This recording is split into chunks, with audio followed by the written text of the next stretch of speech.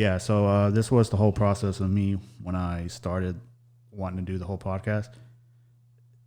Originally, I wanted to do a podcast, but my idea is evolving.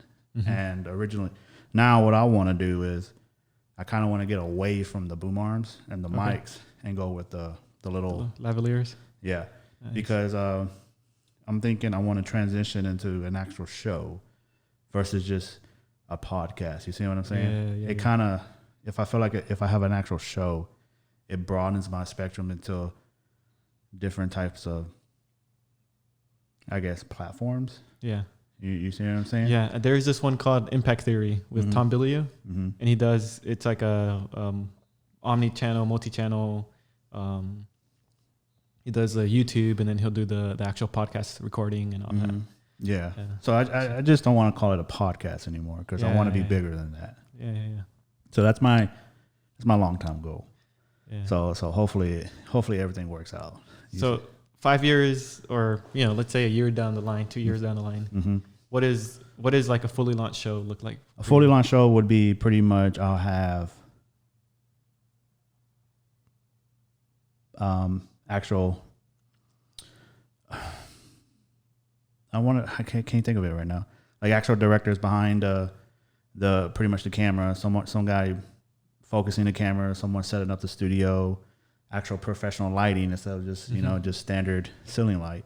Of not necessarily a bigger studio, but more of a precise studio where the seatings, I would get away with this table. The seatings, I would be like more of a sit alone couch, where one on the left and one on the right, them facing each other as the guests, and then as with the mics, it's just more of a professional setting where it's just where it's kind of like a Saturday Night Live show, something on that spectrum. Yeah, that's where I see it as within the next 5 years. Yeah. So that's how I envision it a little bit, and just go from there. Yeah, you're like a craftsman almost with the camera, but like in a camera setting almost. Yeah, you think of every little detail. I'm trying because it's just the whole process of me how I'm involving myself with filming. Yeah, how when we met was with Hamper Saphir. You still keep in touch with him? Every once in a while, we'll shoot each other messages on like IG or something like that. Yeah. I know that I saw a lot of promotions during this whole past crazy year. Oh, yeah. And things like that. So from what I've heard, it's doing well. And oh, yeah. Not to sidetrack too much, but what I remember talking to Saphir early on was he was ideating this Dropbox for the cleaning service. Mm-hmm. And then I think it's probably been more than a year by this point, but he finally like actually created it and launched it. And I was like, man, I remember when we would have just tell me about this, and now it's like there. Yeah. I think I've even seen like YouTube ads for it. Yeah. I came across a couple of them already, and I was like, oh, look at him go. He's shining. Yeah. And so, I've been wanting to get him on the show, but I'm sure he's been busy. He's a busy guy, COVID and everything. And unfortunately we weren't able to set up a schedule yet. Yeah. So it's always something. Yeah. And, I can't blame the guy. But with the whole process with me filming, I just don't know what I want, but I'm still trying to figure it out. Like, I thought I was going to be a director. That went out the window. I thought I was going to be a camera guy. That went out the window. Thought I was going to be an editor. That went out the window. It's just, I'm just trying to figure it out. I know I love the idea behind filming, but it's just, I don't know what's working for me. Right now, I'm in the process of, it could be possibly hosting a show. You see what I'm saying? Yeah. So I'm still in the process of learning. But go ahead. Do you have something to say? Or no. Well, I was just gonna say it's kind of like trial and error, right? Yeah. Like it seems like you're just trying what you like. There might be even pieces of it that you take away. But yeah. So what would you call this? Like out of so director, editor, cameraman. I will call this possibly the owner. Okay. The ownership. Because how when you start a project, especially if something something that you're passionate about, you have to kind of do everything yourself. That's what it is. That's what I feel like what it is. Like with this, what podcasting have shown me so far is that I have to direct my own content, as well as I have to edit, as well as I have to set up the studio exactly the way I want it, because if I don't, it ends up ruining the whole episode. Like, for example, when I first started filming, the basic thing, lighting. First episode I did was about an hour and 30 minutes. Okay. It was during, I say in the afternoon. The lighting was more of a orange color, so it was like a warmer color. Mm-hmm. But for some reason, I wasn't too understanding on how to set up the two cameras, camera 1 and camera 2, properly. So the coloring on each camera was completely different, as well as, so I was trying to figure out how to color balance it correctly where the frames look similar. Mm-hmm. You know, you don't go from one frame, it's warmer, and the other frame is cool. It jumps around a little bit, right? Yeah. Like visually, there's no cohesion. Mm-hmm. Yeah. So try to edit that in an hour and 30 minutes long. That sounds miserable. It was. And each clip, so like, for example, as the conversation was going, each clip was like 3 seconds, 5 seconds, you know, because we were interacting. Mm-hmm. So that whole editing process was extremely frustrating. But I found out now that with the color card, you know, if you set it up correctly, you white balance your camera correctly and on the beginning phases, and then as well as, you know, you adjust your exposure limits. Like, for example, there's a I think it's a 30% or 60% gray that if you set your exposure on that correctly, between a 60 to 40 level, so between like 40 to 50, I'll show you on the camera. It's kind of hard to explain it, that your camera is exposed correctly within the studio. Mm-hmm. Now, to color grade it, so if you do that correctly uphand, your color grading process is a lot easier on the back end. Now, I've learned that I just figured this out. It took me a while to figure this out, but if I color grade each, like, for example, nothing's changing in the studio. Your lighting is always consistent. Mm-hmm. So what I learned is that, well, if I color grade the whole sequence, like, for example, on camera 1, it's about an hour and 30 minutes. If I color grade the whole hour 30 minutes, I can cut it without color grading each single one. Yeah. So it was just I've learned the process a lot more to be more efficient. Yeah. So that's what I learned within the year of trying a podcast. Yeah. You see what I'm saying? Just tinker. You're like just moving stuff around a lot. Mm-hmm. Yeah. And then it deals with the camera frame, the frame rates per second. You know, first camera shoots at 24 frames. The second one can shoot at up to 60. Damn. You know, so it's like if they're not on the same frame rate, it just, the videos look different. Mm-hmm. So it's little stuff like that. Mm-hmm. And then I have to worry about finding guests. You see what I'm saying? Yeah. And then I have to figure out what I'm going to say on the show. It's like there's a lot of responsibility for one person. Yeah. So that's what I'm learning, but I'm finally comfortable at it. And now I feel like I could move a lot faster. Yeah. Yeah. So that's what the phase I'm in right now. I'm understanding the whole ownership. Mm-hmm. Does that make sense? Like, am I confusing? It's kind of like starting a coffee shop by yourself, mm-hmm. learning, like, sourcing your coffee, roasting it, mm-hmm. Making the cappuccino, serving it, being the cashier, and then trying to bring business into at the same time. Yep. And develop your own logo. Yep. It's like it's literally like owner operator. Yeah, it's exactly what it is. Yeah. It's just on a smaller scale. It's like a startup. This is like a startup. Pretty much, you know, that's exactly what it is. You know, it's a weird thing to say, but it really is, because that's what a brand is in general, you know, mm-hmm. taking full ownership and trying to figure out how things work. Yeah. And I guess that's where I pretty much lacked that mm-hmm. from the beginning, because I don't know where to start. I just kept doing it until something finally works. Exactly. And that's kind of key to everything, right? Yeah. Like, you sometimes don't know exactly what's the right place to start, but eventually it reveals itself if you just stay persistent. Yeah. Makes you think of like Amazon and the famous like photo of Jeff Bezos sitting there in the books, in his table desk, and a little printed spray painted Amazon sign. Yeah, and it was just books. Yeah, he started with books. Yeah, and suddenly he's like this whole flywheel concept of customer centric flywheel, right? Of just everything has to center around the customer. Yeah, you brought something up like that. You know how the whole shifting between everyone, the Cali exit coming towards Texas. Yeah. So I heard a conversation about that. They're trying to find the next big thing in Austin. Who's going to be the next? I don't know if it's going to be necessarily a garage type business, but who's going to be the next boom? Yeah, you see what I'm saying? The unicorn. What's next? The $1 trillion company. Yeah. So hopefully be in Houston. You never know. We'll see. You ever feel that? Like sometimes I think about because I went to school in Austin. I lived there, and then I'd be gone for like a year, and I'd go back. I was like, oh, it's a little different now. It's not exactly how I remember it. And then as years have progressed, and now it's been 8 years since I lived there last, it just changes and shifts so much. But the one thing that is consistent is the density, where it's just growing constantly. You think Austin's gonna have that problem? It already does. I mean, you go to a food truck to get a taco, and you wait like 40 minutes.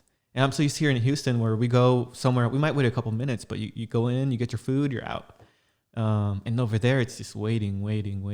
I mean, you can't beat the culture or the outdoor settings and all that, but the Valley of Houston is our like size, and the pockets of like really fun things to do. Outside of just, if you like those burbs, and you can go to the Woodlands and kind of hang out there and do your own scene there. But if you want to hang out in the city, there's Montrose, there's the Heights, there's River Oaks, and all of them are just drastically different. And you're driving in different areas. They are, especially if you go on the Heights and you're not used to driving around where people on bikes. Yeah, because that's what the Heights is now. Like, I remember the last time I was like, man, there's so many people on bikes. Yeah, and then and especially on Montrose and what is Midtown? Yeah, Midtown's the only spot where you can't park. Yeah, I don't understand that. Yeah, it's crazy. And then you have the new development. Is it Edo or Edo? I've heard it called Edo. But Edo's the new area. I mean, did you see that South Park episode? It's like so that area is all fun and stuff. And then you have Bel Air, then Katy Asian Town, and then you have Richmond. Countryside, not country. You could call it countryside. Richmond and Sugarland area. Yeah, that area. Houston is different. Yeah, and that's what I love about it. It's so different and so diverse, and there's so much you can do with it, and there's a lot more to grow. Yeah. But to go back on your response on 45 minutes for a food truck, do you get that in Houston? I think even 45 might be too generous. I think I think the last time we waited for tacos for like an hour. Wow. It was summer heat too. Wow. And I mean, we got there and there's a line, and the line as we're waiting gets even longer. I'm like, this is what I don't miss about Austin. But then you go a few blocks away, and there's the lake, and you go to Barton Springs, and normal times like a great concert, great food, and just really down to earth, like chill people. Yeah. That's not replaceable, and it's so city like bike friendly. Yeah. Whereas here it's generally historically was a little bit more uptight. Very like not. Yeah, I can see that a little bit, but we're not as uptight as New York. Yeah. Maybe. Yeah. I'm not talking shit. Yeah. Yeah. But who knows, man? Yeah, you're right. Like it could come from Houston. Yeah. And it'd be cool to see that. I just found out Google's moving to Houston. No way. Well, someone told me, but I'm not sure if it's a part of Google. It's moving to Houston, where the somewhere in the Heights. That's what I heard. Holy cow! I'm not sure. I mean, it makes sense. I mean, Houston is one of the leading sectors of energy. You see what I'm saying? I don't see why Google. They have so many different products that they offer now. Yeah. Let's see how long they keep it though. Yeah, that's true. Because Amazon's here, Microsoft has it here too. AWS is here. Okay. Microsoft, and then HP Enterprise is building a new campus here, but North Houston, out of the Beltway. So it wouldn't surprise me if Google moves here. Yeah. And I think those companies will see the value of a lot of land and just diversity and talent. A lot of engineers can kind of go in any direction, you know? That's a good thing, you know, because you don't have to be heavily relied on oil and gas, you know. Mm-hmm. Once you're in the oil and gas, you pretty much know everyone. Yeah, basically, yeah. And it's almost, they're a little bit the same, like the cultures of those companies. Yeah, that's true. Yeah, it's gonna be interesting within the next 10 years on how everything develops, especially in Austin. Like I'm curious on how this is gonna work because I'm not necessarily saying like people coming from other states to Texas is a bad thing. It's not a bad thing. It's just Austin had some problems before. You know, their traffic wasn't as great. Mm-hmm. They always had traffic issues. So I'm just curious on how they're gonna develop themselves within this, you know, this new surge of people moving, and as well as with big tech coming in. I was like, how things are going to change. It's so cool though. There's a part of me that always wants to go back, and I there's a nostalgia that I miss it quite a bit. Okay. But there's almost the reality versus the idea you have of it aspect. Maybe Elon wouldn't build a tunnel here. Yeah. You know, I always it makes sense, right? Have that idea about building a tunnel from Houston to Austin to San Antonio to Dallas. Yeah, it makes sense. And then, you know, connect the valley too. Yeah. Yeah, because that's a very rich area too, and you'd be able to handle a lot of importing from the border as well. Yeah. But it's here. Yeah. We'll see, man. I want to pitch him that idea. Maybe it'll work. Yeah, somebody set up a meeting with Elon. Good luck with that. Jamie, you know. Yeah, you ain't here. Jamie's off today. Yeah, he's off, man. See, all right, so we're here. We're already 17 minutes into the episode. Okay. So, Fredis. Am I pronouncing your name right? It's like Freddy with an S. Fredis. Fredis. Okay, sorry. So it's like it's in Spanish it's Fredis. No, so it's like Fredis. Fredis. Yeah. Okay, Fredis. Yeah, man. I'm sorry because I have a thing of screwing up people's names, so I'm trying to be more, you know, appropriate on pronouncing people's names correctly. Yeah, so I apologize for it. I have the issue with faces and names. That's worse. Okay. So we're here. So I wanted to bring you up on that you're in love with marathon or just in love with running. Mm-hmm. So was this something like, you know, you always done, or was this something like you just fell into, like, you know, on a whim? Mm-hmm. So I ended up running cross country in high school. Oh, really? When I was a kid, I played baseball all 4 years. Okay. And baseball, I love it. There's people say it's a boring game, but there's so many smaller games within the bigger game that if you're following all of it, it can be very entertaining and very on baseball. Yes, there's different aspects of it that it's very fun. Mm-hmm. But I wasn't very good. I didn't start playing. I tried out my freshman year, and I made the freshman team. But we were competing against guys that had been playing since they were 4 or 5 years old. Oh, know? Yeah. And so we were getting our butt handed to us. Yeah. Every game. And then my sophomore year, we finally won a game. But in that time, I ended up doing staff aid and dropped something off to the cross country coach. And he mentioned something about tryouts for cross country or something like that. Mm-hmm. My junior year. So I went and it was terrible. I wasn't very good. And I wasn't in running shape at all. But I noticed that there was a different camaraderie there. And sports, particularly where I went, it was you were either varsity or you were just a nobody. Yeah. And I noticed that in cross country, it was completely different. Mm-hmm. It was you, regardless of being varsity, freshman, fast, slow, there was this like connection, this like bond that all of us had, because whether you're in the front or in the back, you're suffering the same. Oh, really? Yeah. And it may be even more so in the back because your body's not accustomed to it. So we built this bond, and it was like a brotherhood right away, which was something I hadn't quite felt all those years playing baseball that I felt right away with running. But then things changed. I went off to school to Austin and stopped running. I was lifting a lot. And around that time, I started dating Starla. Mm-hmm. Well, Not around that time. So a couple years went by, and I met Starla, and one of our bonding things was she'd invite me to go run, and I'd go and just kind of chill with her, run. And over time, I was like, okay, I'll do this little 5K, this 10K.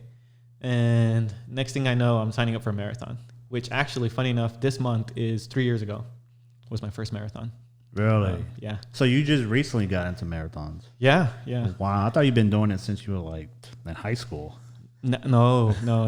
Dude, I was terrible. I was bad. No, so I think that's a terrible thing to say, because if I were to talk to someone that was like younger me, I wouldn't say you're terrible or bad. I wasn't particularly skilled at it. In the sense that I didn't have the training for it. So it's a little harsh to say that I was bad. But I, in this process, started marathoning or running in general, because it was bonding with us. But at the same time, I was in a period where I was doing a lot of freelance. I was working on the app, and I guess I didn't have a normal job. Excuse me, sorry. No, I don't. Is there a way to cut that out? I mean, I could cut it out, but it's. I mean, if you want me to, I can. I just had a huge smoothie from Smoothie King. Don't worry about it. People will love it. So the point of it is, in this whole time, I was going through a mental, just like depression.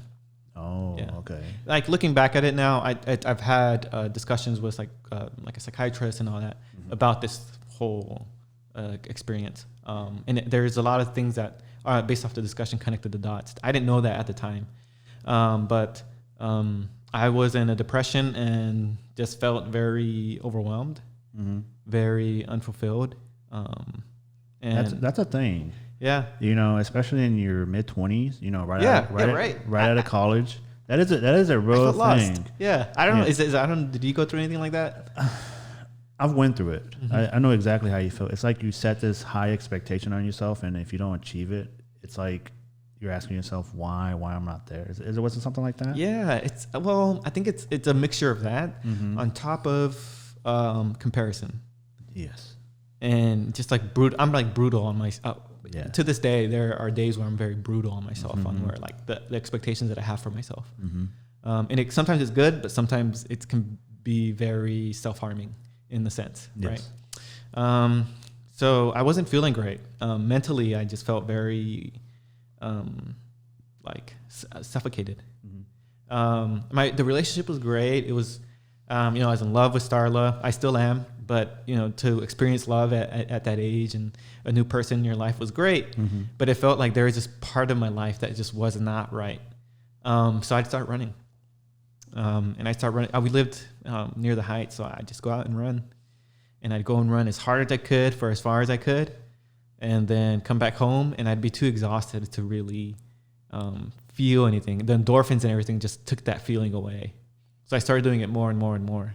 Are you talking about your depression? Yeah, the running. Okay. Yeah, so the running was helping the depression. Okay.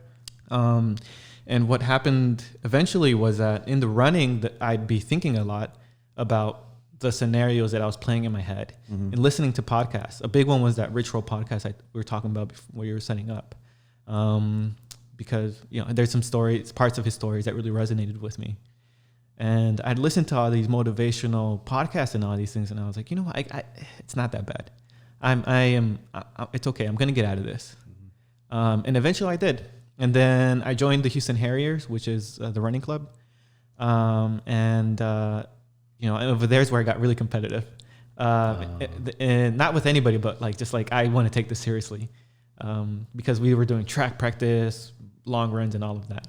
And I was getting better. I wasn't in the amazing, but I was getting better, and it gave me something to do. It gave me a fixed thing that Mondays I do this, Saturdays I do that, in between the week I do this. It gave me the structure I needed in my life. And that evolved into the marathon. I've done 3 so far, and in June I'll do my 4th. I'm doing a half marathon next month, which would be my 3rd one, and then my 5K, which was today, is kind of like the tune-up race for the half, and the half the tune-up race for the marathon. So it gives me a lot to stay focused on. Wow, and you're so energetic. Wow, man. Yeah, because every time as we became friends, and especially on Facebook, you always post about the marathons as well as you take photos. Mm-hmm. I was like, oh, you must really love marathon, and you must really love running. Because I was back in the days, especially during like age of 16 prior to like 25, I was really into running. Mm-hmm. But I kind of slowed down a little bit. Okay. I mean, not a little bit, but a lot. Because I'm pretty hefty. But is there such thing as runner's high? Yeah. Where you just get lost in the running moment, listening to whatever you're listening to, and then you come back and you just feel relieved. Yeah. No, it's true. Yeah. So that's what I experienced during that time. But then I kind of like just slowed down from running, and I just crossed over into mountain biking, and that's kind of like my new high. Yeah. So I wanted to ask you if you wanted to give it a shot because I have an extra bike. Let's do it, man. Yeah. I love doing stuff outside, especially stuff that I've never really tried before. Mm-hmm. Because you never know if you're gonna like it.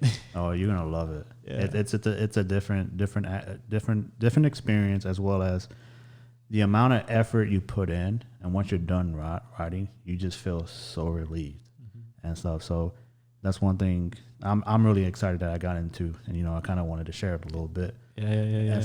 So how do you prepare for a marathon? Mm-hmm. That's one thing I wanted to ask you about.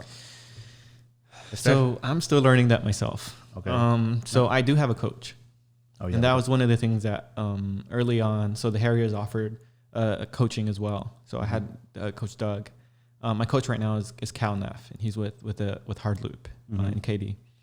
And essentially, it's broken down into several different types of runs. But the way I pick it up, I don't know if this is like the right way to describe it or the technical way to describe it, but it's several easy runs, a fast day, and then an endurance run, which is a long endurance run.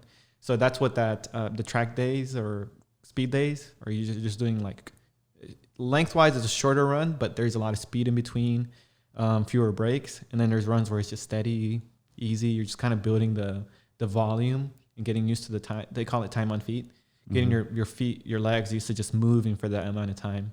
And then the long runs are kind of where you get used to some exerted effort and combined with a long amount of time and distance. Oh, okay. Mm-hmm. So and outside of that, what I'm learning, so every year I've learned something new, right? Mm-hmm. Over time, I learned, first I picked up that coaching, right? Mm-hmm. And then it was the proper equipment, the proper clothes to wear. Chafing is real. Like on your legs? Everywhere, dude. Really? Yeah, you need to have the right materials on your body. And then this year has been a lot more listening and asking about nutrition, because that's what Starla does, dietetics and nutrition. Mm-hmm. So just being much more in tune with my body. So a marathon isn't just the training itself. It's like a lot of layers in between it too. Right footwear, that kind of thing. Yeah. So what type of fabric would you run with the marathon? Is it... You can't just wear just regular cotton? You could, but you ever seen like I forgot what TV show it is, but every time the guy runs, he puts Band-Aid. I think it was on The Office. Put Band-Aids on his chest because it like regular cotton will, over time, the friction will chafe it and you'll bleed. Like it's happened to me and happens to people. So it's not just any material. It's like a jersey. Like a no, it's not polyblend. It's like a jersey, but singlets come in a special material. I love Brooks. I rep it because that's the best fabric that I've felt on my body. But you can, Nike has it, Asics has it, Adidas has it. It's just preference. So is it like loose fitting or more tight fabric, like tight fabric? I like ones that just kind of like fall on you. Mm-hmm. So it's not necessarily tight or loose. It just kind of like sits on you. Okay. And light. I like really light clothes. I wear those compression shorts because I like, it's almost like you're not wearing anything at all. Mm-hmm. Ned Flanders. Yeah, I've been to one marathon at, when at the beginning, not the beginning of the race, but towards like I would say a quarter of it. Yeah. The marathoners are at the beginning. They wear like all these very, very light, loose clothes, and they're all fit. And I was like, So this they're is fast, huh? They are. They look like they're fast. sprinting down the track for 26 miles. Yeah. What'd you think when you went there? Like when you saw all of that? What was your memories? Yeah. The past memories of enjoying just running. Okay. You know, that's what I miss. Yeah. Because it was for one of my buddies. He's done marathons in the past, but this is one of them that he kind of got back into. So it wasn't his best run, but it was something that him to get back into it. Yeah. And I was there to support him. Yeah. And then the crowd there, and you know, just seeing people run, and I was like, this is something. It was a goal I always wanted to do. I just never really got around to it. Yeah. And he's trying to encourage me. Yeah, it's never too late, man. I want to, you know. So. You know, my parents just started. Well, not just. It's been maybe 2 years at this point. Oh, really? But they run now, and I'm telling you, growing up, I never saw them exercise. Not even stretch, like nothing. Yeah. You know, and to grow up now as with adults and to see them running, and you know, my mom's like, can you get me these? She'll show me something on Brooks that she really likes. Like, I like those shoes. I'm like, okay, I'll order from you, Mom. And then my dad too. He's like out there. He's competitive though. He's like, you know, today, you know, your mom almost beat me, but I beat her today. You know, that kind of thing. But they run out. It's never too late, you know. And it's just baby steps. It took forever to like, not even forever. It takes like a month to like just breathe normally while you're running. Do you breathe through the nose or through the mouth? You know, that's. So when going easy, this is how my cross country coach taught me, and I never investigated if this is right or not. Mm-hmm. But easy runs, I always just go in nose, out mouth, like. Mm-hmm. And then there's like this whole method where you're like it's just there's this whole theory or idea behind that I should study more on because maybe it'll help, but I don't know. I just go with whatever my body says I need to do. Yeah, so I was told that in high school too about, you know, it was a cross country coach. He said breathe through your. No, it was not cross. It was a track coach. Yeah. He said breathe through your nose, and it just stuck with me ever since. And I've tried breathing through my nose, like on mountain biking. It's very easy for me, but when I was running, I've never done it. Yeah. So that's what I was wondering. Like, you know, I've come across a couple of conversations where breathing through your nose is good, but then I don't know if it's valid or not. Mm-hmm. So that's why I was asking. Have you ever heard of breath work? I've heard of it. Yeah. Yeah. Okay. This is related in the sense that it's a breath is breathing, but not through running. Mm-hmm. So my friend invited me to that once. Mm-hmm. He said, I have a friend who's doing a breathwork class. It's virtual through Zoom because it's COVID. And I was like, okay, breathwork. And then the way he described it made it sound like it was going to be like this crazy psychedelic experience. So I'm kind of like skeptical, you know? So the guy comes on and he starts walking us through these really like short breath, like, like, and it's just, you're doing that in the way that you're, the science behind it from what I read was that you're almost not like this oxygen in your brain's not quite getting there. What it does is like all this, the pressure and the tension you have in your body, it reaches a point where like it's a boiling point and just releases. So it's not abnormal to cry. It's not abnormal to shake because of the buildup that you get through that, it almost forces you to let it all go. And people have these transcendent experiences because of it. I tried it and I, out of nowhere, for no reason, just started crying. And really? Yeah. You just let go? I guess it was like deep inside of me that I needed to let it out. Oh, wow. But I was I in the act of crying, I'm like, why am I crying in my head, right? It's just me in the room like with a little Zoom listening like this. Like, it's not like we're doing like instant. Well, I had my stage. Like, was it like just tears coming down? You know, like no, dude, like, or like, you like crying. Wow. And I'm like, why am I crying, dude? And it was probably the 2 most peaceful weeks of my life after that. Really? Yeah.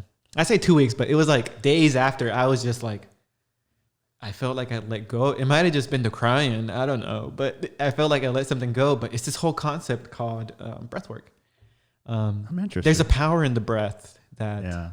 I'm kind of into this whole world of like this esoteric, like there's this other part of our existence that we don't see, but is there. And I think breathing is our life force. And it tells us a lot about us too. Yeah. Like anxiety is just the build up, the tension here. I get it. So I know where it is, like right here. So, the breathing is what can release that and make you relax a little bit better. I'm interested in that. You should look it up, dude. Yeah, I'm gonna look into that. Let me know if it makes you cry too. It'll make me feel better. Maybe. I don't know. I mean, I don't know what's my body holding. Yeah, it might just be me, dude. I'm just a weird guy. I mean, we all have a little sense of weirdness, and don't feel too bad about it. Yeah, you're weird. Don't feel too bad. I'm weird too, man. The other day I wore so I've been trying to feel more comfortable with what I wear. Mm-hmm. So I've been wearing like these really, really expressive shirts. Okay. So and what I mean by that is like I have a golden retriever. Okay. So I wear a shirt with the golden retriever's face on it, like pretty much a dog's face on my shirt. And so I did an experiment the other day with me and my girlfriend, and I told her, I was like, you know what, you're gonna get more compliments and saying that, oh, you look cute in that shirt, and I'm gonna look downed upon. And pretty much we went to a beer garden. And that's exactly what happened. It's like, look at that weirdo. But then when my girlfriend's wearing it, it's like, everybody's like, oh, that shirt's cute and stuff. And I was like, man, this is so unfair. Yeah. You got to be like, what about mine? And then see what they say, Yeah, but it's just like, oh, that's just a weird guy. Where is the dog, by the way? Oh, he's at my girlfriend's house. Okay. Yeah, I had a jam-packed schedule this weekend with this weekend I had three episodes. So I just didn't want him to sit in a crate too long. Wow. So that's why he's at his... You're just like bulk, like just creation, huh? I'm in full throttle now, man. That's cool. There's just the idea behind it. I kind of went through this little weird phase of not being able to handle rejections. It's a weird thing, It's hard. Even as simple as something as no, it's a weird feeling. I'm just trying to tame that. You see what I'm saying? Like, so I went through this like really, really weird phase of being scared to get rejected.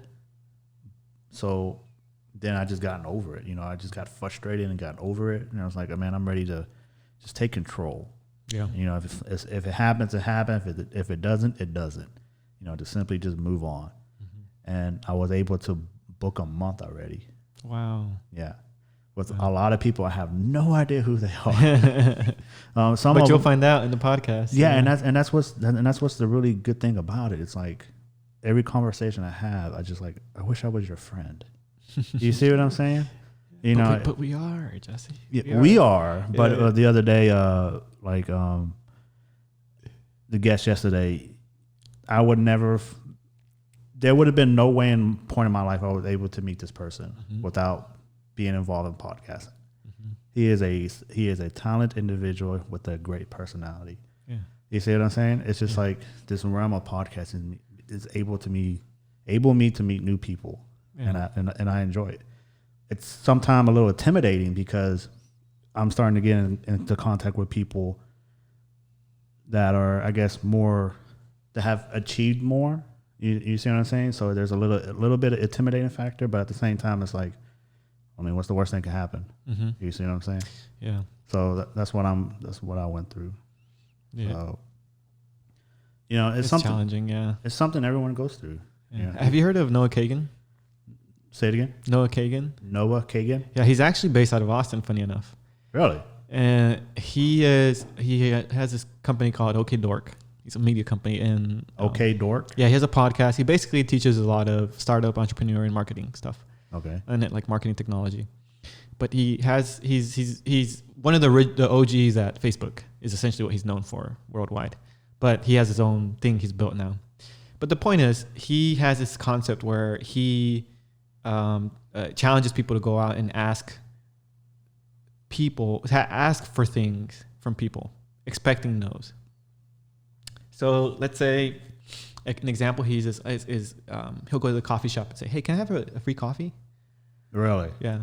Or just ask for somebody, like somebody maybe holding, I don't know, a notebook, right? He's like, "Can I have that notebook?" And you're kind of expecting that no, just to it's a desensitization technique. That's a little bold, don't you think? Yeah, he's a crazy guy though. He looks like a genie. He's like bald and has little earrings. He reminds me of what's the genie from Aladdin? I don't remember the name. Yeah. I know he's the big blue guy. Yeah, I know what you're talking about. Yeah, that's pretty bold. We're asking some random person. It's like, if we want to go out one day and just do that and then see what we get away with, we come home with like I'll pass. we come home with a Tesla. Hey, can I have your Tesla? Can I borrow that for a day and just see what happens? I would. Oh man, I'll be really nervous to do that. I won't do that. I can't do that. I can't do that, man. That's crazy. So we talked about crypto. Yes. What do you know about crypto? Because I'm curious to know. Because I want to learn more. I don't know enough. I'll tell you that. No. So funny enough, okay. I hear those stories about people that said, "Well, I had Bitcoin when it was 90 cents." And then you see that old tweet from 2013 where it's $14. They're like, "I'm out." And they could have been like billionaires by this point. Oh yeah. In 2008? What was crypto? What was Bitcoin? Bitcoin was like a couple dollars. Not even that. It was like a half a cent. Maybe, right? Yeah. So I just have one of those moments right now. Oh, really? Where my friend just texted me that he sold his Dogecoin at 79 cents. And I'd bought a ton at like 0.03 cents. And I was like, because there's this whole Wall Street bet and Elon Musk was going to tweet about Doge and it happened. All of it happened. And it went up and it dipped. And I guess my nature is risk averse because I pulled it out. And I made money, but I didn't make enough. Apparently I could have made more. That's my experimentation with that. But what I've done in the meantime is I listen heavily to several podcasts. The big one's Lex Friedman. I actually think you'd probably really like him. I heard about Lex. Okay, awesome. Yeah, he's been on road. He moved to Austin, right? Yeah. Yeah. I guess we got to move to Austin, dude. What if we... I live on the suburban side of like the suburban areas, Okay, great idea here. Okay, just so you know, my attention span's a little short, so we'll come back. We're gonna table it. There's no agenda on. We'll come back to the crypto. Okay. $1 million idea, right? For us, and not literally $1 million. It's gonna be published. It's a big idea. It's gonna be published. Let's go down to Lake Travis, rent a house that you can see the lake behind, and record an episode. Okay. And exploring the no concept. We asked a guy like Noah Kagan or one of those like big guys that moved to Austin. Maybe it's like a slightly smaller following, maybe like a Lex Friedman, and be like, "Hey, would you want to come here for like an hour, 2 hours?" And then just see what happens. Well, yeah, I like it. No. Okay, so crypto. I heard a podcast on Chainlink. So there's like the whole blockchain, right? Which is built around the trustless system. And then there's the crypto, right? The coins. And Bitcoin is like almost like a currency now. It's like at 60. And Ethereum and Ethereum 2.0 and all that. That stuff, I kind of get it. But then there's just like this whole concept behind it in this trust system called smart contracts, right? And Chainlink is a piece of this very large machine that guarantees, it's basically a communication tool between like with the end product, the blockchain, and the currency. It's this connecting tool, like a node that ensures that it's the trust factor in a trustless system. Almost, you're trusting that the system is taking care of it. It's from what I understood, and hopefully, one of your listeners, if I'm wrong, can correct me. Okay. So that's Chainlink, and I have Algorand. That one just mainly because I was reading some article. I think it was on Gemini or something, and it seemed to have a lot of promise as an infrastructure as well. Anchor was just added to Coinbase. I use Coinbase. I know the real people use like Kraken and stuff. I use Coinbase, which is like using Robinhood to trade stocks. It's like it's like you can either do Fidelity or Robinhood. Yeah. So Coinbase is like the Robinhood of that. Yeah, so I'm not very diversified in terms of like a ton of coins. I haven't actually put a lot of money in Bitcoin or Ethereum. Yeah. So one thing I'm doing right now is exactly what happened with with Bitcoin. You know how when Bitcoin started, it was so cheap. So this is my theory behind it. So this is what I'm doing. Okay. I'm not expecting anything big in return, but I'm just experimenting with it. So I came up with the idea for me was that what am I willing to give up in order to exchange into this little funny project I have? So I would say, well, every month I gave up $100 and I invested into these like cheap ass coins, crypto coins. And I'm saying, all right, well, what can I get for $100? And then with that, I'm just going to hold it. Okay. Worst case scenario, I lose $100. Best case scenario, I gain a couple of dollars. Yeah. Yeah. So that's just my little fishing. Yeah. That's what I'm doing. That's what I do with Doge. I was like, okay, let's try this and see what happens. Yeah, see what happens. So what are the ones you're looking at? So I've got into it. It's a funny thing how I got into it. I got into it from my web browser called Brave. You ever heard of that? Yeah, it's put on Chromium. Yeah. So I have an issue with this whole, personal data and stuff. You know how big tech is trying to steal it and stuff. I've heard a conversation about Brave from Lex. Okay. The Lex that he had a gentleman that created JavaScript, and then from JavaScript he created Brave. Yeah, I think I heard that one actually. Yeah. So he talked about it. I looked into it, and I love Brave. Brave is great. The idea behind it is great. You know what it does is great. And their homepage had crypto information, Coinbase, and all that kind of stuff. Because you can have a wallet on the browser. Mm-hmm. So I just went down the rabbit hole, and I was like, I just asked a what if question, and I just went from there. That's how I got into it. Yeah. And then I try to understand it at first of how this whole process is working but to me I still feel like it's complex on how everything works. So long term, I'm not really doing a long term thing. I'm just seeing more of a short term base, possibly maybe 3 years from now. See what happens. But I've looked into like these weird names. Let me look into it right now. There's always Polkadot. No, Polkadot's a weird one. Hold on, let's look into it.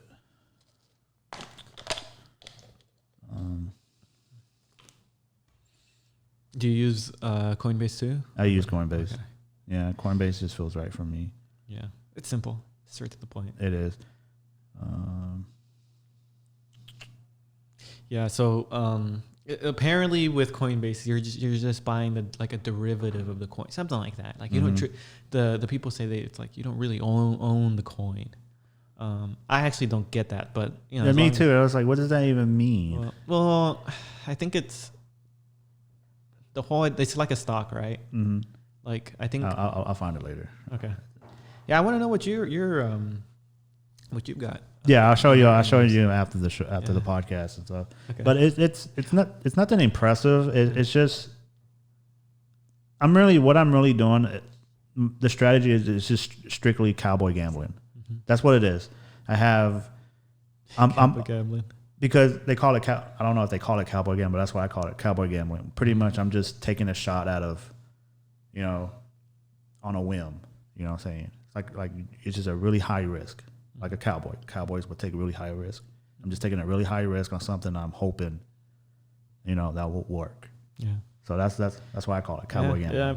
Who knows, man? You might be one of those crypto billionaires at some point. Yeah. Of $100, I hope so. That'd be the best returns ever. Yeah, I know, right? You never know, but it's just from what I've seen from what happened with Bitcoin. I think it was in 2008. It was like 50 cents. Mm-hmm. Yeah, it was ridiculous at all. Yeah, but who would have thought? I mean, it was just not a part of our world back then. Okay, but what I'm saying is that in 2008, I was in high school. Yeah. What was $100 in 2008? Not much. In 2008, it wasn't that much. So what I'm saying is that if you would have spent $100 in 2008 and you completely forgot about it, and then what, 12 years later? That happens. You see what I'm saying? You know, it's that guy that was digging through the dumpsters looking for his wallet. Yeah. You remember that? No, I haven't heard about that one. But you see what I'm saying? Yeah. Is like you went in at 50 cents, and then 50 cents on $100, and then till now it's like what, $60,000 a Bitcoin? Yeah. And then you realize your mom sold that PC during the garage sale 5 years ago. You know, the one that had the Bitcoin in it. Yeah, it's so that's my cowboy gambling right there. Yeah. It's just something like that. Mm-hmm. Would it happen? I don't know. We'll see. There should be some return though. Oh yeah, I mean, you know, some of them are like 70 cents. Mm-hmm. You know, if I'm going to trip over losing $100 over 70 cents, you know, because what I gave up, really honestly, what I gave up with the $100 is just eating out. Yeah, you see what I'm saying? That's basically right. Yeah, that's what I gave up. It's $25 a week, pretty much. So I want to ask you something about technology. Okay. So you obviously invested pretty heavily here, mm-hmm. right? Like you got like the legit Shure mics. We don't have those little pop mics. You know, it's like mm-hmm. legit. Yeah. So what do you look at when you're what is your determining factor when you're looking at equipment? Like how do you determine like I need that? Like do you look at reviews or do you go by brand name or like how do you build this whole setup? Okay, are you like your buying process? What is that like? Oh, my buying process is very relatively simple. It's how I pretty much use it throughout my life. I just want the best of the best. Okay, I can tell that, and that's kind of what I was expecting you to say. But okay, that's my. Tell me more. Okay, so yeah, I'm just gonna go with the full story. So to make a long story short, I grew up pretty much always having secondhand stuff. To kind of give you an idea of where it came from. Mm-hmm. You know, I never really had the best of the best stuff. Yeah.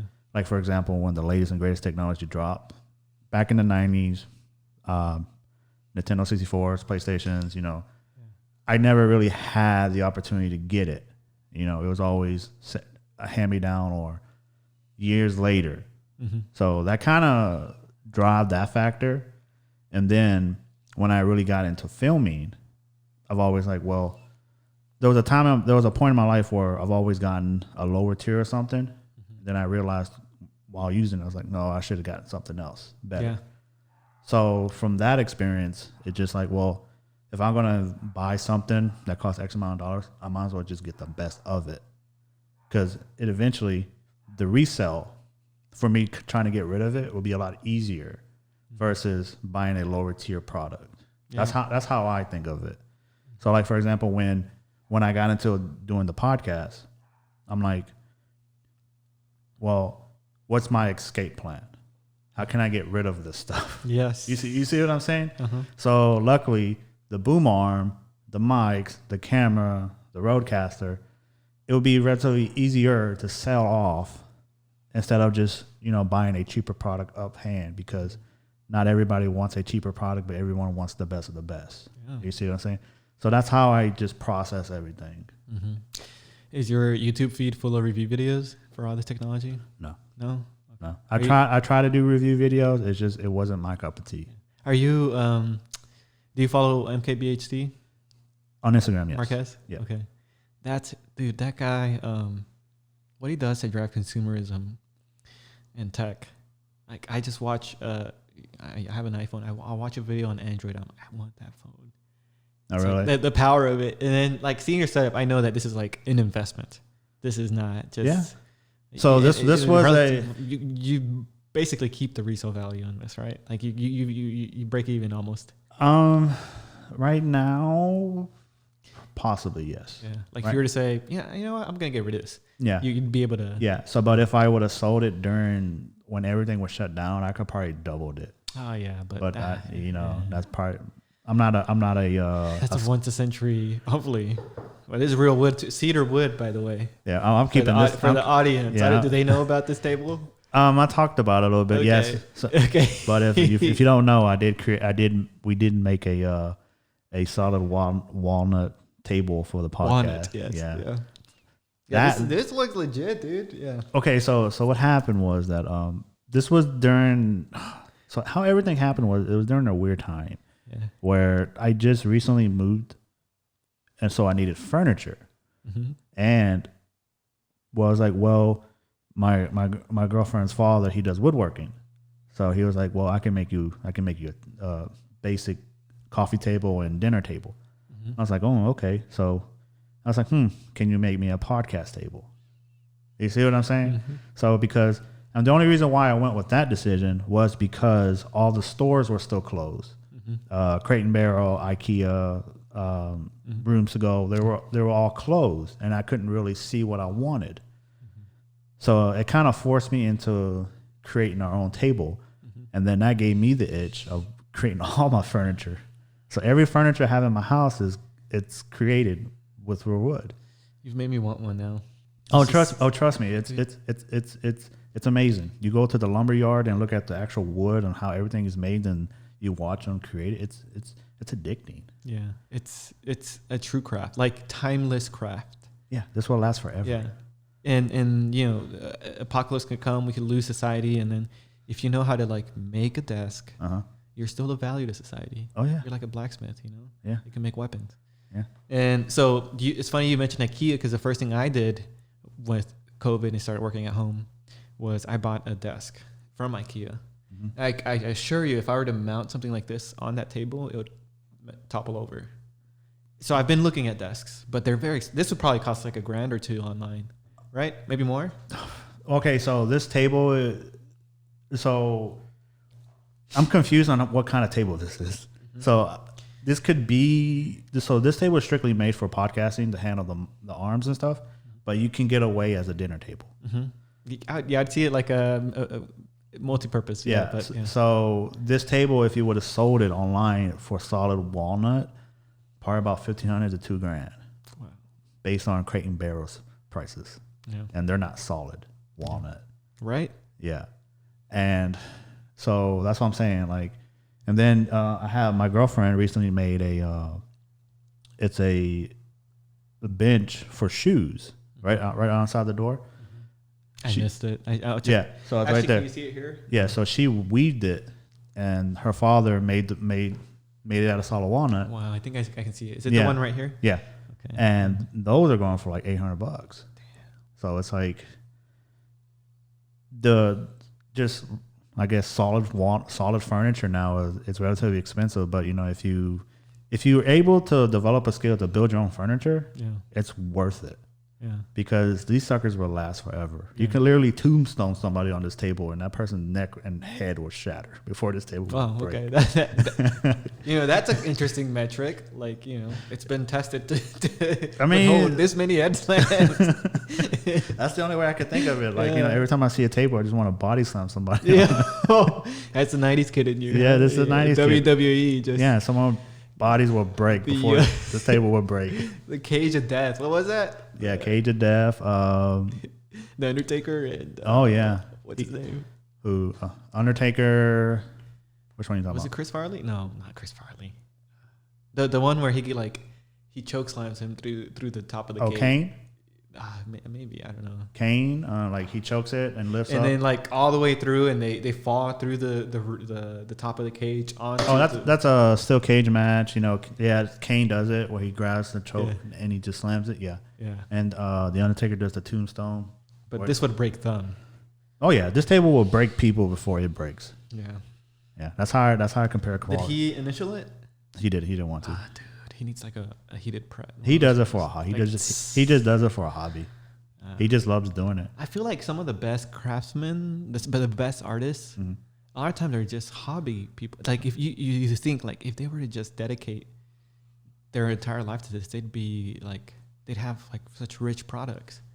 But would they be the same person? Would they bring in the same passion if that was their full time thing? It goes in with you're trading your hobby into creating a business. Yeah. It's a different process. It is. Now you got to worry about marketing. You got to worry about production. You got to worry about the quality of You're production. an owner operator, yeah. Look at that. We just went full circle right there from a table. Yeah. So and he's like, because he's a business owner too. He owns a business strip on Bel Air. Oh, nice. Like near A-Leaf. Yeah. Okay, that's the area I grew up in. You know where the old Halliburton building is?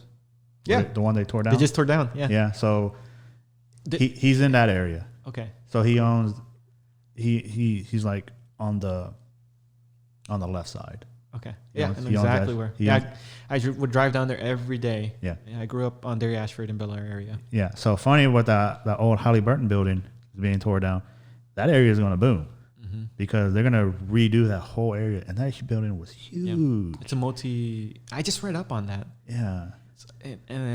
So what that led me down to, literally this past week, I was reading, it led me to this rabbit hole of like Chinatown OGs. And this guy, I think his last name was Juan or something like that, is the one that ideated this, and it was on the Wall Street Journal, ideated this whole concept because it was cheap land and excellent, right for commercial use. And was this like during the whole Asian immigration kind of? Yeah, so he was part of that generation. Yes, and so it's that same guy and somebody else, right, that came together to make this big shopping center that they're gonna. I was wondering because I remember seeing it used to be Brown and Root or something like that years ago, and then it was Halliburton, and now it's something else. But it's so neat. That's cool, man. Yeah. They're all connected somehow, some way. They're all connected during the whole. That's what I was told. Like you ever seen the HBO show House of HOU? House of HOU, yeah. They're banks over. They're banks over there. Really? Yeah. What is their bank? I don't know the name of it. Because I was curious about that, but I know. I'm gonna imagine it's the one that's like on. Yeah, I don't want to say the bank's name because I'm not sure, but I do know it's on Bel Air. Yeah, I think it's. I'm not gonna say it. I just got into it. That I started it and I didn't even finish it. So I started it, and then my girlfriend and her sister started watching it. I put it on one day, and then they burned through the whole series in a night. So her family knows them. Yeah. So it's interesting because his story. This is something I want to talk about. Well, because I want to get in contact with him because his story, from what I know, from what I'm told. He has his story, his background from him and his wife are the American dream. Because when they came over with nothing. I mean, absolutely nothing, like $5, $10, $20 in his pocket. And coming from nothing and be able to be a bank owner. Who do you hear that says they're a bank owner? Yeah. So, and Nancy's mom told me that. It was like, yeah, they had nothing. And they were able to build something out of it. And I was like, man, that's a story that needs to be told.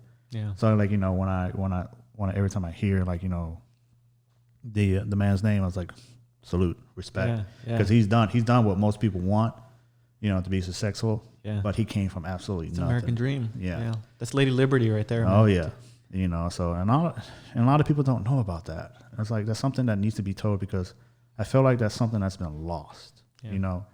It's okay to come from nothing and start something,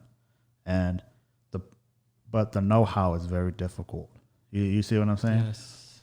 Because you hear stories from the past, like Bill Gates, Microsoft. How did everything started? Some people say he stole it.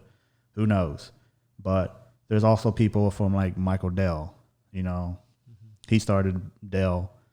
Did he come from nothing? I don't know. But he's from Texas. Yeah. But there's also people like, that the ones I want to hear is like that come from absolutely nothing and became something because I'm trying to figure out, all right, so where did you start?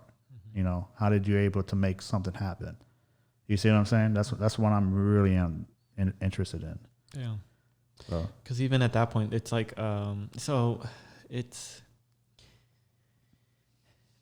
sometimes it's not even the money that the parents give them, right?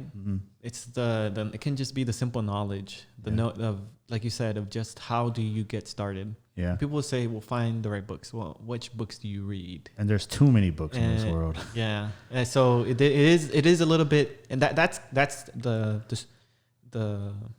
challenge as coming into an adult was figuring out the world in that aspect, right? I don't know if you can relate to that, but it was. But the beauty is we have the internet. It's completely different for us. Oh, yeah. These people, the guys like him, I don't know his first name, but Mr. HOU, I guess, came in the time where the internet wasn't something you just Google. Like if I want to open an e-commerce shop or something like that, I can just Google in, how to start an e-commerce shop and learn anything instantaneously. How do you shoot a photo? How do you train for a marathon? Yeah. But he came here without those kind of means, and he literally had to either learn through books or meet people physically in person and build this whole thing. Yeah. And entrepreneurs in general back then had to do that. And there are and no safety net. No, this is my thing right now, but if it fails, so and so's got my back. Just no safety net. Yep. And those are stories that need to be told. Hopefully people realize that. There's some out there, but there's more fluff out there than actual real stories. Yeah. But it is what it is, So hopefully I'm able to show the light on those. So let's go back. So also, back onto the running. Mm-hmm. I've noticed that you was in a commercial. Oh yeah. Brooks. Yeah. So how was that? Okay. So this is through Brooks Run Happy team. Okay. I'm a proud member, second year of Brooks Run Happy. Okay. And that's this. Where's the logo on this thing? Right here. Okay. It's a running brand. So it's exclusively running clothes. Yeah. Very progressive too, in terms of like ideology, community support, and things like that. And as the way you get into the Run Happy teams, you submit an application. And they don't necessarily pick you because you're fast or you run marathons or this and that. It's like, what's your running story, right? Mm-hmm. So I was like just honest about the same thing I told you is what I wrote down, and probably in more detail. I use running as a means to get myself out of a very low point in my life. Mm-hmm. I was trying to find the right word for that, but I guess low point is the best one I can think of right now. And it helped me pull out of there. And it helped give me the structure and the routine that it's several years later and I'm still sticking to. So I sent that over and I became a member of the Run Happy team. And out of nowhere, they contacted me because I guess they read everybody's story. And they said that it aligned well with this whole concept of runfulness, mm-hmm. which is mindfulness through running. It's like instead of doing yoga or meditating for 30 minutes, you run. And all these emotions and things or thoughts and things that you have, you just let them out with every step. So they asked me to be a part of this commercial. And to them, it wasn't always, mine, and it's not necessarily a sad story because I love what running's done to me, but everybody had their own story. One of my friends is an entrepreneur and he talked about like the ideas he gets in running. Starla talked about like her own story and brought in a lot of her past and everything she's felt the need to evolve, felt the urge to evolve into this concept. And I talked a little bit about the past and how it made me feel, but like the beauty of what it is now. So it ended up turning into this whole commercial. There's two actually, but the one that's most recent is a Runfulness campaign, mm-hmm. And they recorded it here in Houston in Edo, and several other pockets. But it was really great, and I would say the best thing about it was just feeling like you were heard. And I think that's something that I don't know. It was very interesting to experience because it was interesting to just sit there and have somebody wonder who you are, wonder your story, mm-hmm. right? I don't think we get that question a lot. Do you get that? Like in a normal everyday setting as an adult, does someone come up to you and just ask like, so tell me who you are? Yeah. Like what? No. Who is Jesse, or like what makes up this specific passion that you have? I wouldn't even know how to answer that question. Right? Because there's so many different pieces to it. But the one thing I can remember is that one consistent thing. Mm-hmm. So it did feel amazing in that sense. And it's a brand that I absolutely love, man. Okay. Yeah. And the people that they represent, the people that represent it, the things that they're doing for the community, in every aspect, right? Like mm-hmm. they donate to high school kids that don't have running shoes. they're all about like equality in every sense. Oh yeah. And they create cool running clothes. Yeah, that's what the world needs. That's what I feel like the world needs right now is a little bit more equality. Yeah. You know, because man, I just feel like we're so divided over nothing. Sometimes it feels like that. You know, especially because you know how when you feel like you say you're from Austin. Okay, so Austin has like this very techie feeling, some of it as college techie feeling, as well as it's not exposed to much of what Houston is exposed to, like oil and gas. You see, so like for example, you live in Houston, right? You go outside of Houston, go towards the east, goes towards Beaumont, and more towards Louisiana. Yeah. You have that sense of oil and gas feel. You know, you see the refineries and stuff. They're two completely different societies. You see what I'm saying? And I feel like they're always clashing with each other. It's like, not necessarily I want to get too political and stuff, but it's like it's a really divisive thing that's happening. Like, people just don't appreciate each other anymore. And like, and that's one thing I wanted to kind of talk about a little bit sometimes, especially on every show, is because it's okay to be who you are, but it's also, it's okay for someone to be who they are. Yeah, everyone may not agree on things, but it's at the same time, it's like, you should never talk down to anyone, especially if they don't agree with you. Just either ignore them or just say, hey, it's okay. You see what I'm saying? And that's what I felt like what's happening today, because, I'm a guy that's quote unquote what I've been told is very weird, because I love different things and many things. It goes down from like the Second Amendment to a gay individual who loves fashion. You see what I'm saying? You just don't; those things usually don't collide. But I'm that person. Yeah. You see what I'm saying? I think, and this is just my opinion, right? Yeah. Observation. I don't know what's right or wrong in this aspect. If I had the answer to world peace, it wouldn't.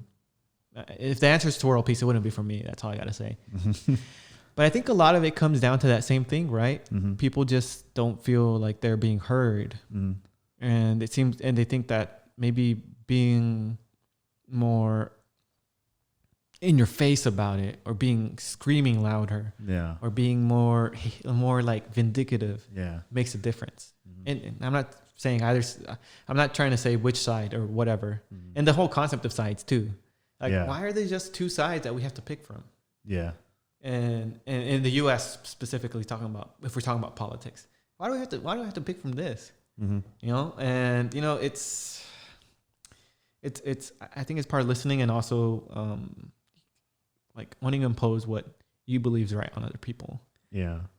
Whether that be from a cultural standpoint, a religious standpoint, like you want others. You're afraid of the difference of others, and I think if we were more embracing of each other, it would be a lot different. Yeah, definitely. So that's what sometimes I feel like that needs to be heard too. Like it's okay to be different.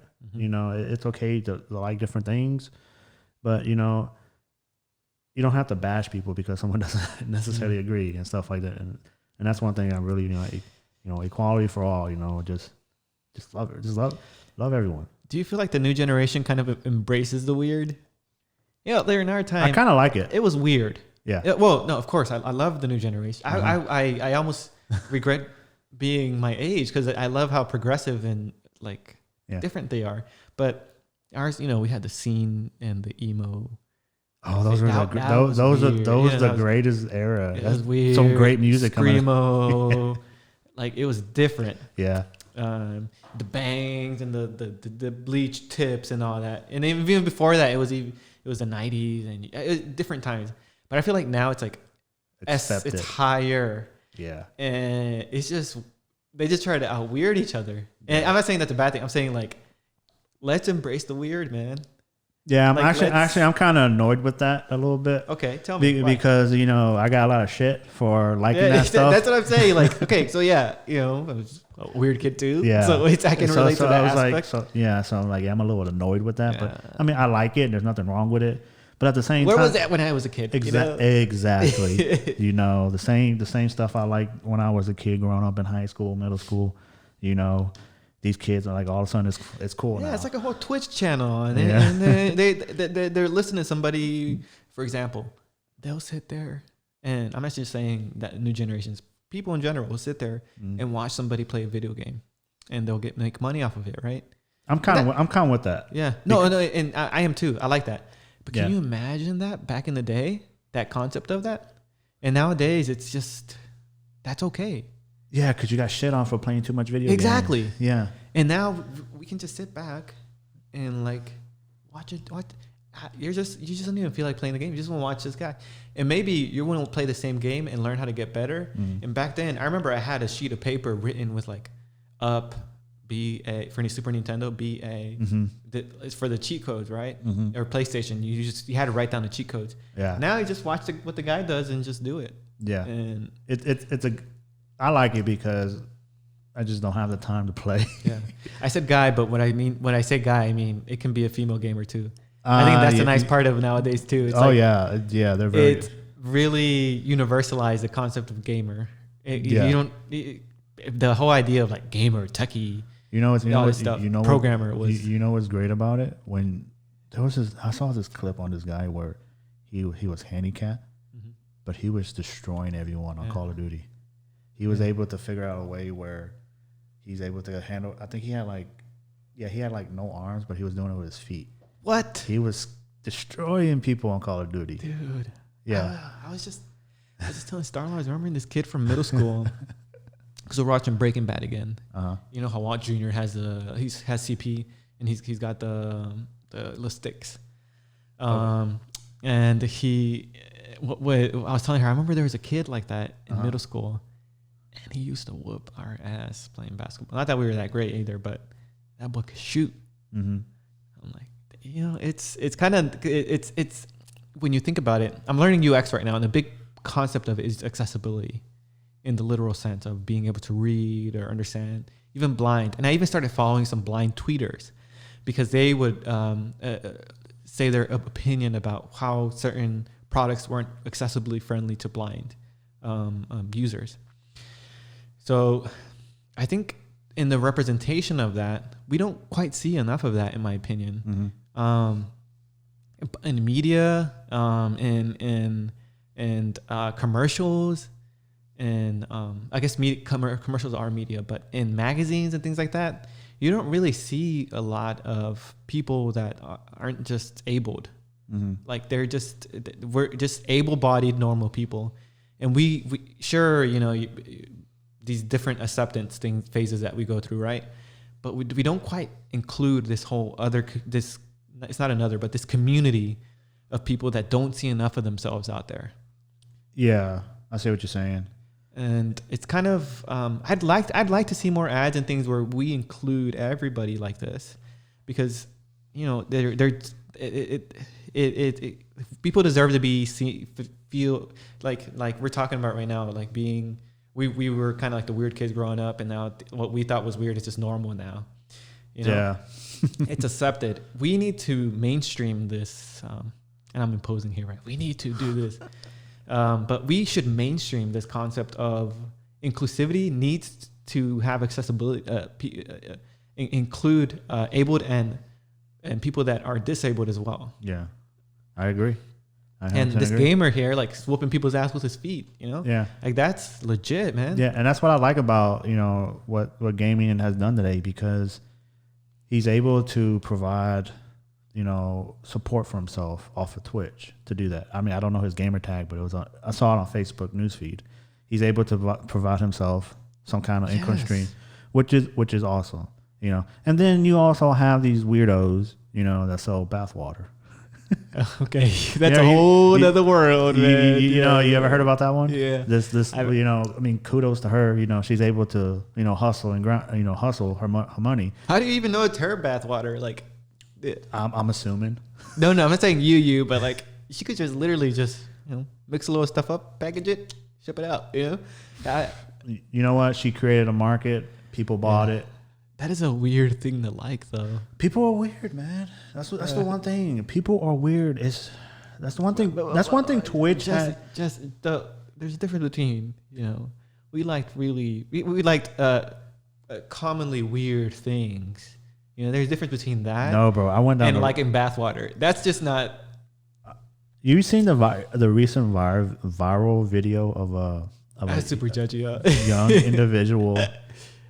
Her thing between her and her husband. I think it's her husband. She identifies herself as a puppy. Within her own household, her and her husband. I mean, they got interviewed for this, so they on their own decision they went viral. So her and her husband, in her household, she is the puppy, and she wants to be treated like a puppy. Okay, that is weird. See, I think we're not using the right word then, because that is weird. Maybe weird isn't perhaps the word we should be using for. I mean, hey man, I find it alternative. I like alternative, alternative kids. But hey, you know weird. What? That's weird. But that's what they like, That's what I'm saying, And if you didn't see them in that interview, you would never suspected them having that type of relationship. Mm-hmm. That's what I'm saying. Like you could look like the most basic individual. Somewhere, somehow, you have something. Well, others people think it's weird. Yeah. People think I'm weird because I like to dip my pizza crust in soda, Coke. It's a weird taste, but I love it. I'm just saying. At least you don't dip it in ketchup, man. No, that's weird. It is weird, right? You don't do that. Okay. Well, pizza Coke is made or what kind of soda are we talking about? Just here? Coke. Okay. So you get the pizza crust and you dip it in Coke. Yeah, like how there's a market opportunity right there. I'm sure you're not the only one that dips their pizza crust in Coke. This tells me that there's a potential to create this whole range of sauces, dressings that are soda based. Well, you could be right, dude. Holy shit! I should not publish this. Yeah, that's a $1 million idea. Yeah. Hold on a second. I'm gonna explore this. Yeah, look into it, man. Let me know. I'll give you 50%. Everyone heard it now. Yeah, we need to cut that out because if it makes $1 billion, you're gonna be like, I gave him that idea. Yeah. I'm kidding. I'll give you a couple billion too. Just give me one. That's all I want. Just one. Okay. I'm okay with one. I hope you get by for a bit. Hopefully. $1 billion, bro. I can do. I'm a basic individual. Ooh, so we can't sidetrack from dipping the soda. You're trying to the subject here. Let's talk about this. No, I mean we went from weird to business idea to the return of the business idea to expressing myself on how I feel like $1 billion. Express yourself, yeah. Yeah, how I live my life with $1 billion. How would you live your life with $1 billion? That is a great question. I'm a basic individual, I just want 100 acres. Okay. 100 Why acres. 100? Why 100? Yeah. Why stop at 100? I just want 100. Okay. Why? What are you gonna do on it? Build a house. Okay. But do you need 100 acres for a house or what? No, just 100. So I just like the idea of remoteness. Do whatever I want on my land. Possibly. What would you do on that land? That's whatever you want. What people do on their land, ATVs, mountain biking, have a couple of little farm animals. Yeah. Build a pond, fish in the pond. You got your little Polaris and 4x4 Polaris. Yeah. Would you wear camo out there too? No, I won't wear camo. Would you have dogs? I have dogs. I'll probably have like 3. Yeah. That's probably what I'll do with my 100 acres. I don't know. I just like the idea of having 100 acres. Yeah. 100's a nice even number too. It's like 100. Yeah. Like how many acres you got? 37.45 acres. Mm-hmm. Or you could just say 100. It's not too excessive to me. Yeah. Who do you know that has 100 acres? That's a lot of infrastructure to build though. For one house? Yeah. Well, think about that. Let's say you want to build in the middle of the 100. Are you going to build it like an acre in? If it's I guess there's well water and stuff, right? We could do solar and stuff. I'd want to build over a well or something. I would probably put probably would have to put plumbing through the sewage. Yeah, but in order to get 100 acres, it would probably be in the middle of nowhere. So yeah, I probably would have to go solar with Montana. that. I've been looking into Montana. I've heard a lot about Montana. Yeah. Yeah, that's one thing. I had a deep thought the other day about that with my girlfriend. I was like, would you consider moving to Maine? Why? What's in Maine? Yeah, what's in Maine? That's what I'm asking. Like, she asked you that? No. Like, I just had the thought about that. I was like, man, what's in Maine? Like, just like what's in North Dakota? Mm-hmm. Like, I just want to. And why is it North Dakota? Why isn't it just Dakota? Why isn't it two? I don't know that. It's just, I just thought about that. I was like, everyone's moving to Colorado. Everyone wants to move to California. Everyone wants to move to Nevada. Well, leave, apparently. Everybody wants to move to Austin. I want to move to Austin at this point. Go to Austin. Just rub elbows with Lex Friedman, Tim Ferriss, and Noah Kagan. And Elon Musk. Yeah, but it's Elon. What am I going to do there? Nothing. Just like wait. Like, oh, there's Tim Ferriss. Yeah, just say hello and that's it. Yeah. Nah. Done. You see what everyone wants to move there, but no one's talking about Maine. No one ever talks about Maine. I wonder why. Probably because it's too cold. But back in the day, I think it's not what that's not what I was expecting. Yeah. I was expecting like probably because there's nothing to do there. Well, I think Maine has a lot of the old money houses. Really? I think so. So I guess with $1 billion, you could buy an old money house, but they'd probably be haunted though if it's an old house. Okay. Dude, every haunted movie has the New England house. Maine's New England, right? The New England house that's haunted. No, the Maine state. Okay. I'm embarrassing myself here in U.S. geography. No, don't worry about it, man. Maine, the state. The state. Like all the way northeast. But that's the very top colony? Yep. Or in the original 13 colonies, right? I think so. Yeah. So that doesn't count as New England? I don't know. Okay. I don't know. Okay. So, okay. I mean, you gave me a mild panic attack here. No. I'm not trying to embarrass nobody. Yeah. I don't know. I really don't know. I just know it's the Maine state. Dude, I feel like every exorcism movie is like recorded in Maine. That's true. Okay. Would you want to live in an area like that? Yeah, but I'm not a big believer in the ghosts. So. I'm not either, but the idea of as I get older, I get more frustrated because I used to be scared of ghosts when I was younger. Yeah, when you're a kid, you're scared of everything. Yeah. Like, I'm not turning the light off. You go turn it off. Well, I've had situations where it was pretty convincing. Oh. That I love these kind of stories, actually. Well, okay, so we're in an hour, almost an hour, 30 minutes. Are you okay with? I'm good. Okay. So I had one of these situations. It was a weird dream, but everyone has this weird dream where you wake up and you feel motionless. Sleep paralysis. Is that what it is? Mm-hmm. Okay, so it's something like that can explain it. Mm-hmm. Then I had another dream where I had this really, really strange dream where everything seemed to stop every time I touch something, like time stopped. Everything was like this weird, outgrown figures. I touched it and time stopped. That was a dream, or like it was like a dream. And then I woke up, felt scared, and I started running around my house. And my brother was chasing me. Oh, so you were younger. This was when I was like really young, like around like less than 10 years old. And my brother was like, "You're panicking, you're freaking out." I was like, "What's going on?" I was like, "I don't know." And then as time progressed and I got older, and then sleep paralysis and stuff. Mm-hmm. And then the other day I just got really annoyed and I started asking my questions like, "Well, are you one of y'all going to show up one time?" You see what I'm saying? Mm-hmm. So I started having these moments where I started questioning things. Mm-hmm.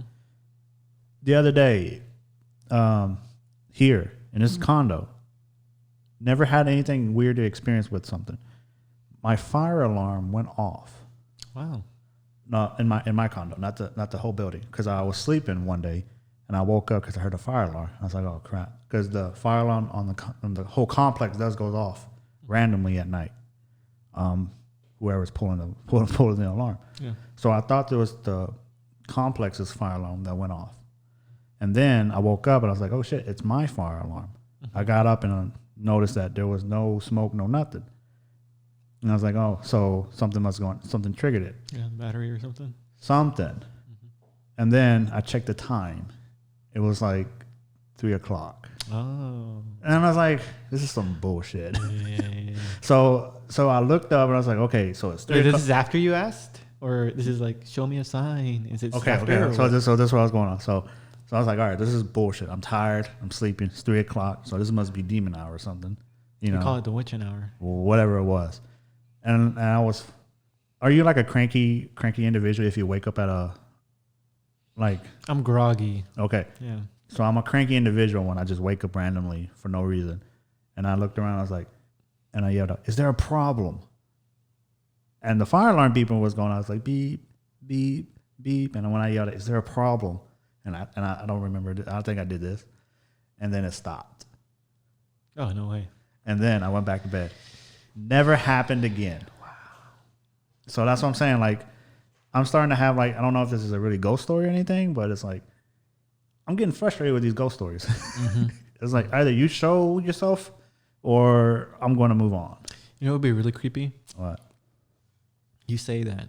Mm-hmm. And the next day, this really hard table is just cracked down the middle. Can you imagine that? I'll be pissed. Yeah, well, you'll be pissed, but nothing in the house. You just come here and it's like, you're like, nothing can break this, and you come here and it's broken. That'd be creepy. Okay. I like going through scenarios where I play movies in my head all the time. Yeah. If that happened where, you know, all of a sudden my table with this hard-ass table that will break more bodies before it breaks, it's broken, I'd be like, all right, man, time to go to church. Yeah. What's the nearest church? Google. You gotta Google church. Yeah, I'm like, not even like a specific thing, just like church. I mean, Lakewood is right there, but like, sign me in. You got. I don't go to Lakewood. Yeah, I was about to say, man. Yeah. Yeah, we're talking about church. Yeah. I don't think Lakewood's gonna help you with an exorcism, bro. No, but I'm past my point in life where I don't believe in ghosts. Yeah. I think there's a lot of unexplainables in life, man. I don't know if I would call it ghosts, but I think reality and our existence is just so,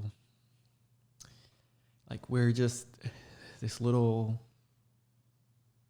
like, being on this massive rock floating on nothing, and we like communicate with each other through these sounds that come out of our mouth. We have this entire separate existence outside of externally within our heads, within our minds. Are you a believer like one of those Matrix things? Like everything's like a Matrix, but they call it the simulator. Simulation, yes. Are you believing in the simulation? I don't. There are times where I feel like there is a simulation and that you're sometimes able to influence it. And so here's this random thought I had recently. What if we are just a means for which a larger program understands itself through various different scenarios of existence? Does that make sense? Like you being you and experiencing your life, that's one variation of an existence. Mine is a variation of an existence. And overall, it culminates into this broader knowledge. And as an experiment, I don't know. That's kind of what in my head I started thinking might be something that would happen. But you know, there's people like that come on Lex's podcast. They talk all the time. They say, you know, if we are part of, if AI is malignant and we're in some simulation, we wouldn't exist. And I was like, you know what? That makes a lot of sense. Because if people like say AI is terrible, right? But let's say a simulation does exist, and there is this technology, this thing that runs us, right? If it was really malicious, wouldn't it have killed us already? Okay, I see what you're saying. Or am I not making any sense at all? Sometimes I do that. Yes, I see what you're saying. Like, yeah, okay. This is more of like a common, lightly understood, a common man way of saying something he lightly understands. So the scientists that described it made much more sense than I do. I'll say that. Okay, so because my thinking is going back to like lost technology. The reason why I'm saying that is Are you because talking about like the Anunnaki and that kind of stuff? Or well, no, what I'm saying is that like okay, so let me give you an example. You know how everything is moving to cloud? Yeah. Documentation, everything's more cloud server based. Back in the day, well, if something would happen, I think I know where we're going with this. you see what I'm saying? If something would happen, like a world devastation, like asteroid or whatever, all that information is gone. So there's no way to like, you know, so once that information is gone, how developed are the human beings after? Yep. So you see what I'm saying? Yes. So yes. I feel like during the earlier stages of the human life, like there's been some technology that's been lost that could have further developed us. You know, without a shadow of a doubt, man. You see what I'm saying? So that's so when you said that, it just went back. I was like, there is a thing called lost technology where, you know, there was certain civilization that were fairly advanced. Yeah. All that technology was lost. And the question is, are we further advanced as we should be? Or there's some cases where we could have been even further, where AI could have happened right now. Dude, but let's think about the progression at which things have gone. Oh, yeah. Within our generation. Almost everybody in the world has access to a mobile phone and the internet right now. Even homeless people. Imagine 20 years ago. Yeah. Where you're like, it was megabytes and it was like and we went from just like farmers and, you know, like cars were probably like the most extent to this. Yeah. Like all of it. Like there's a video that is going to exist of this conversation and record it. It's all progressed so fast. On top of that, the advancement of the production of the technology to where it's democratized the ability to create a media empire if you so choose to and dedicate yourself and make the right connections. Like it's crazy how fast we came. And it makes you think how much of this knowledge came out of nowhere, out of other people's minds. How much of it was influenced by an external alien civilization that perhaps is using us to build something much larger? That's a theory behind AI, right? That we're being used to create AI. And one of the many theories. So let me ask you this question. If something would you know, extraterrestrial would have actually landed, you think it would have been an AI? No. You think it would have been an actual extraterrestrial? Yeah. I think it would be an advanced alien civilization. Okay, so would it be a cyborg or would it be an actual? I love this question. Okay, so would you be all right? So let me explain this. Would it be an actual cyborg where, you know how it kind of goes in with the whole simulation where you're able to download your conscious from a certain part of the universe to this cyborg, where because the reason why I'm saying that is because how harsh the universe is based on travel, based on you know, whatever the case is. For an organic flesh to survive, it would be very extreme. Raised by Wolves on HBO Max. Okay, have you heard of that one? I've heard of it, but I haven't watched it. That's the whole premise of that show. So the civilization on Earth is coming to an end. So they send a mission out to the Kepler B52. I think that's the right number, but it's androids. And there's one, she's called a necromancer, has the ability to destroy and to bring life. And then there's a robot that basically helps her too. And they call her father and mother. It's this whole philosophical religious aspect to it, like Garden of Eden kind of thing. And even like a Satan type of introduction into it at the end. But the point of it is, going down Reddit threads about the show, is the reality that if we were to move on to any sort of these galaxies that have the potential for life, because life was impossible here, or just out of curiosity, it wouldn't be a human crew. It'd be these androids, these cyborgs. You know, these and you know how I got that idea? The reason why I say it like that is because of the experiment NASA did where they I want to say, well, yeah, it was kind of like a test subject where they used two identical twins up in the space station, where one twin would leave earlier than the other, and they would kind of see the side effects on how the body was affected within maybe 2 years.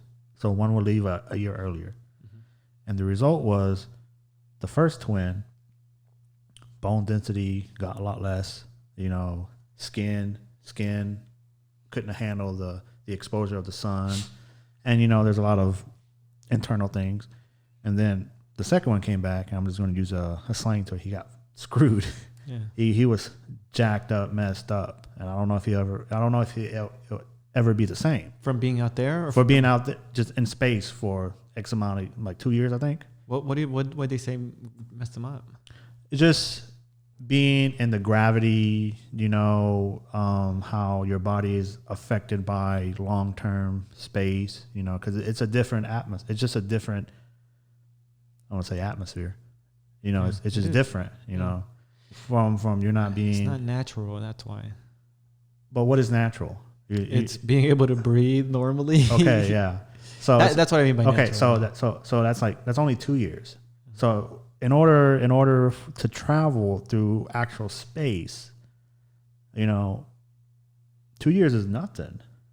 At least I would say, at least being realistic, just you're right. from a dummy standpoint, Just common man like thinking us. average 10 to 15 years to be from a different point, not necessarily going to Mars, but like, for example, if you're doing intergalactic travel, 10 to 15 years. How would your body react to actual space? You see what I'm saying? And then you gotta see how would your body react to that different planet environment.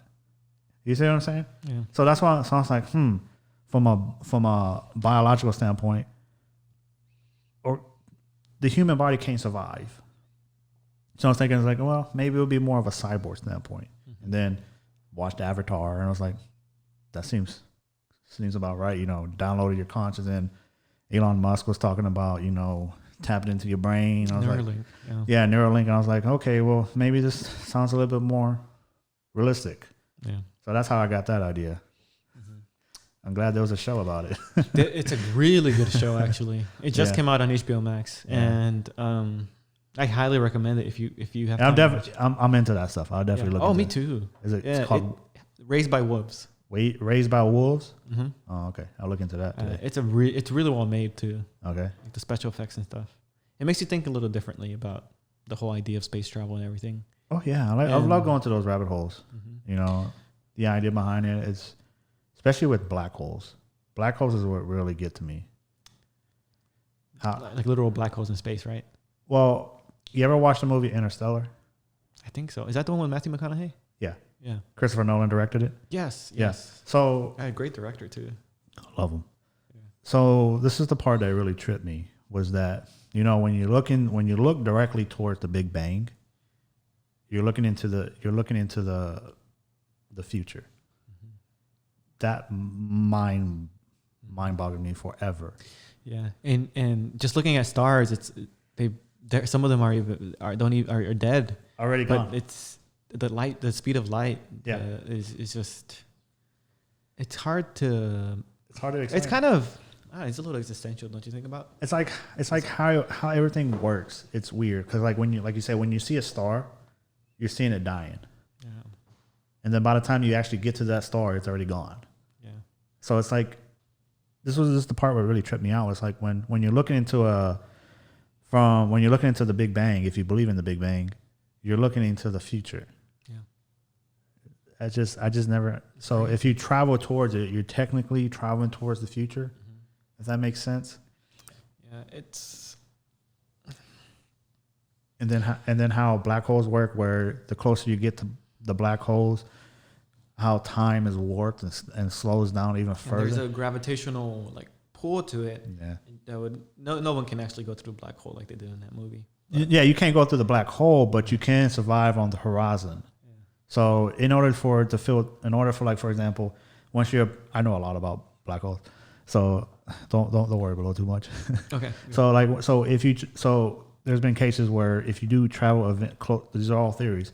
So if you do travel close to the black hole, and you want to, if you want to just study it, you can send someone towards the horizon, where the person in the ship you're looking at, him floating off would only look like 5 minutes, 30 minutes, but the person that's actually floating off, it's already been years.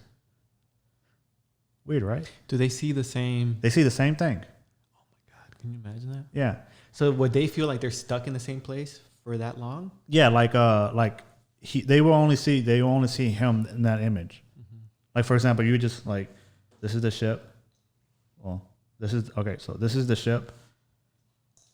This is the black hole, and this is the person floating towards or as in the event horizon, trying to get closer to the black hole. I love they covered it. Oh yeah. Put it to the camera. Look at this guy. He's got the Apollo mission. Yeah. Field notes. Yeah. So film notes. Correction. Yeah. So if you see the person floating towards the black hole and he's in the event horizon, they will only see it as 5-10 minutes.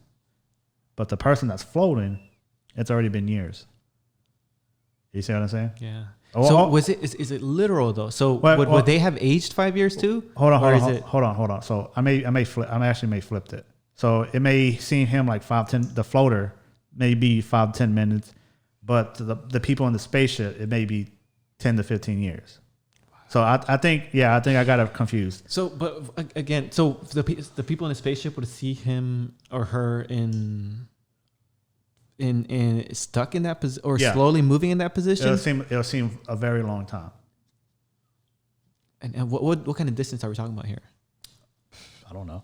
This is just theory. Okay. Is it like a mile down, or is it like, I don't know. So it's just a theory where astronomical unit. I have no idea. It's just that the more closer you approach towards the event horizon or the black hole, time slows down. So that's what that's all. Dude, okay. This concept of time. What if in your dream you were in some sort of black hole dimension? That's why when you touch things, time froze. It's crazy, man. I don't know. It's been I've never had that dream again, so it was a weird thing. But I like living in what ifs. Do you? Dude, I think the idea of time in general and existence is very interesting. It is going to be interesting to see, 'cause, for example, when the power went out here in Texas and you couldn't access your phone if you didn't have a way to charge it. Yeah. Like, how do we have a currency, digital currency in that sense? That's going to be something interesting to answer in a couple of years, right? Like, let's say I could be like a Bitcoin billionaire, but if I can't access it, then... Oh, when you're like a national surge, like a power outlet or something like that? Yeah, like what happened here in Texas with ERCOT. That is Was it ERCOT? No, ERCOT is Florida, right? I have no idea. Okay, sorry. It's the Texas power grid, whatever that is. Yeah.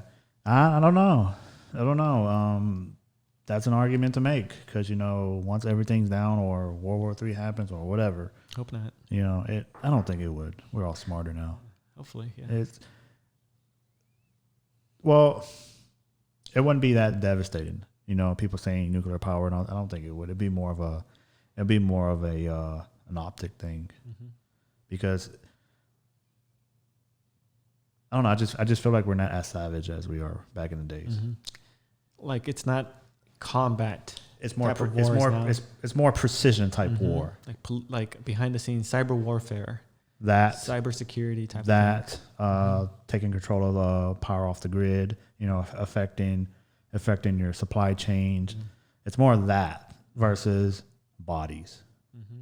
Because you don't want to destroy civilization.